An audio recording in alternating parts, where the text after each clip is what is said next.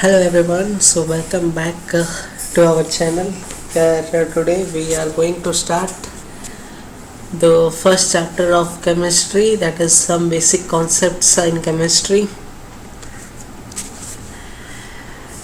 which will deals with the class 11th chemistry and have the importance in many of the competitive exams such as JEE and NEET as well. So let's begin our chapter. So in the first topic there is only theories, then we will read our second topic, that is nature of matter. It is written you are already familiar with the term matter from your earlier classes. Anything which has mass and occupies the space is called matter. So from this we got to know that anything which have mass means any substances or any object which have its weight and which occupies its space is called a matter. For example, a book, pen, pencil, water, air, all living beings etc. are composed of the matter. So for example, we can take that many of the substances such as book have its own mass and its weight.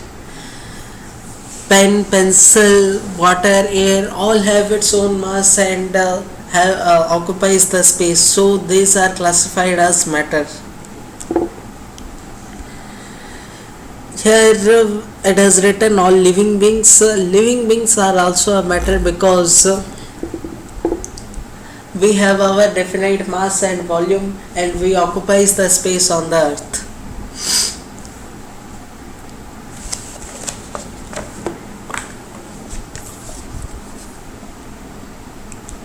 So let's recall the characteristics of states of matter which we have learnt in previous classes. So in the previous classes we have learnt these three states of matter, that is solid, this is liquid,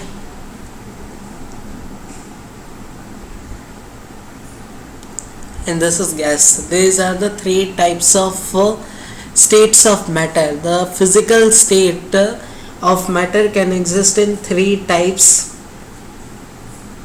that are solid, liquid and gas. The constituent particles of matter in these three states can be represented as shown in the figure.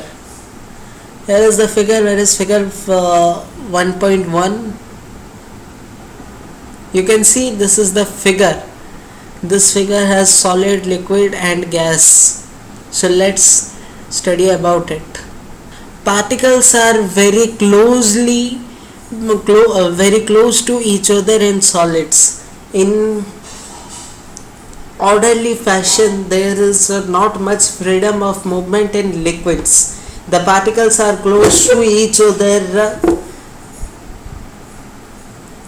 but they move around. However, in gases the particles are far apart as compared to those present in solid or liquid states. So when the particles are solid, when an object is a solid, then the particles are very close to each other, and in liquid the particles are close to each other but they can move around themselves.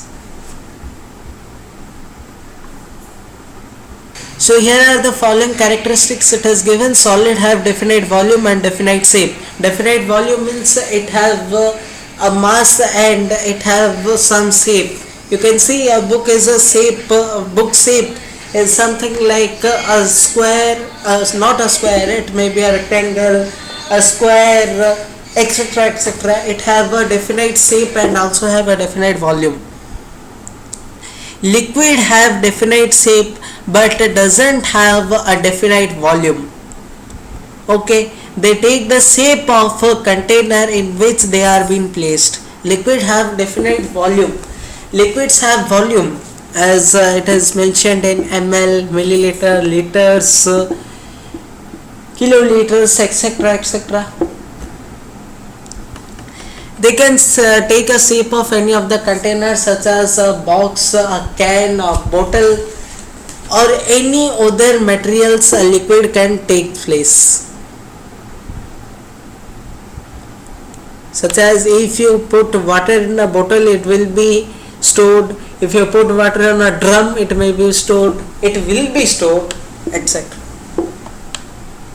Gases have neither definite volume nor definite space. They completely occupies the space in the container in which they are being placed. Gases do not have definite volume or shape. Gases neither have mass nor have volume or doesn't require any shape, as we cannot feel the gas. These three states of matter are interconvertible by changing the condition. You see, solid when heated, solid substance when heated, it forms liquid. Liquid when heated, it forms gas. In a reversible process, it forms. In irreversible process, when gas is cooled, it forms liquid. When gas is a liquid is cooled down, it forms solid. On heating, a solid usually changes to a liquid, and the liquid on further heating changes to gas. In this reverse process, a gas on cooling liquefies the liquid, and the liquid on further cooling freezes the solid. That is only written: solid when heated, it forms a liquid. Liquid when further heats, it forms gas. When gas cools down, it forms liquid. Liquid when cools down, it forms a solid. So till this much we have completed. The next topic is classification of matter. In class 9 chapter 2 you have learnt about the microscopic bulk level matter that can be classified as mixture or pure substances. Okay, so in class 9 we have learnt about mixture and pure substances. In mixture we have learnt that it contains particle of two or more pure substances. Mixture is a component that is mixed with the with particles that have two or more substances. Such as if we go on moving with sugar solution, when water we put water in a glass, and in the same glass we add some sugar, then the water is mixed with the sugar. It is a mixture. Just a minute. So mixture is a particle of two or more substances which may be present in the same ratio too. Hence their composition is variable. Pure substances forming mixture are called its components. Many of the substances present around you are mixture. For example, sugar solution in water, air, tea, etc. all are mixture. A mixture can be of homogeneous and heterogeneous types. As matter have three properties, solid, liquid and gas, the mixture also have two properties, that is heterogeneous and homogeneous mixture. So the mixtures are of two types, that is homogeneous and heterogeneous mixture.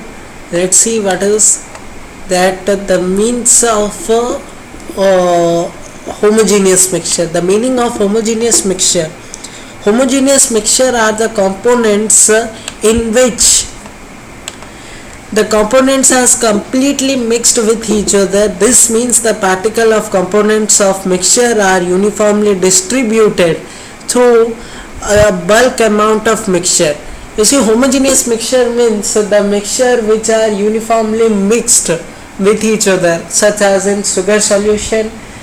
The mixture of the water and sugar in the water are mixed completely, which do not have any traces of any mixture. These are called homogeneous mixture. And in heterogeneous mixture it is totally different. It is opposite. The uniform, it is not a uniform substances, such as it will be seen that the mixture is being added, in which, for example, if we see in a glass of water we put the sand cannot be mixed with the water.